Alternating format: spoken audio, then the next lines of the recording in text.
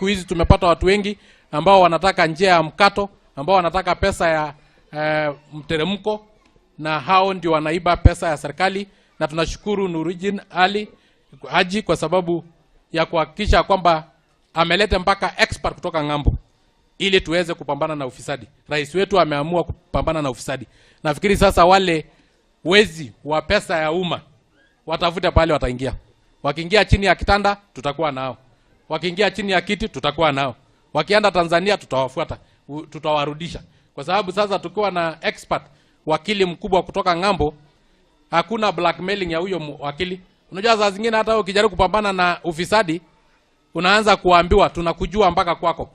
Tunajua bibi yako, tunajua watoto wako, tunajua wakati ulikuwa primary ama secondary kulikuwa na mtoto ulizaa kando. Unaanza kustuliwa, ndio unakuta saa zingine wanaogopa. Tukiaka watu EACC wanaogopa. Sasa tumeleta watu kutoka ngambo ambao hatujui historia yao. Kazi yao ni kukamata watu na kuweka ndani.